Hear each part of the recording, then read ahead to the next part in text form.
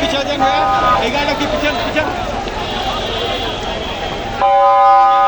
যান পিছিয়ে যান।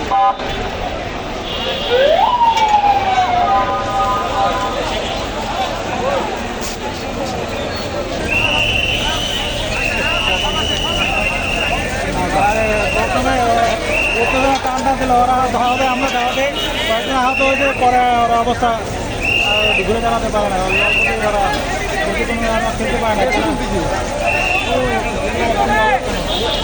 আমরা বলতে চাই আনসারদের মধ্যে যারা যোগ্য প্রয়োজন তাদেরকে রাখা হবে, তবে তাদের যোগ্যতার ভিত্তি এবং বাছাই করে ভালো একটি বাহিনী গঠন করা হোক। আমরা চাই পুলিশ এখানে তাদের দায়িত্ব ঠিক মতো পালন করতে আনসারের মতো ভালো একটা সুসংগঠিত করা হোক।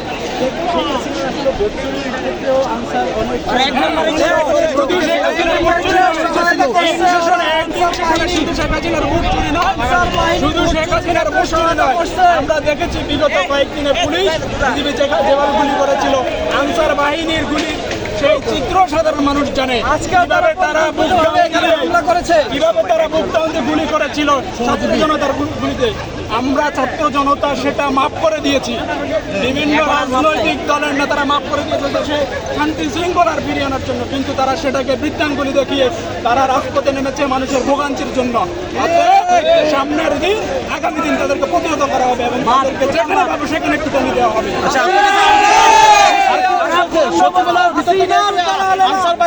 ইন্ধন দেওয়া হয়েছে।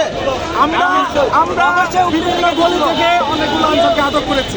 যেহেতু আমরা মানুষ, আমরা আওয়ামী লীগ ছেড়ে দিই, আওয়ামী লীগের মতো আমরা নৃশংস হয়নি, আমরা তাদের কোনো রক্তপাত ঘটাইনি, ছেড়ে দিই করেছি।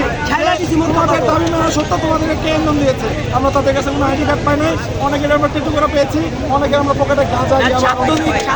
সুতরাং বোঝা যায়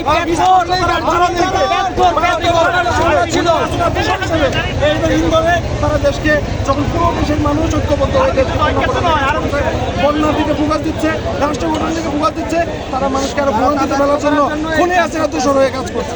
ছাত্র জনতা খুনি হাসিনার পতন করতে যেহেতু পেরেছে, এর চেয়ে তারা চতুর্থ প্রতি।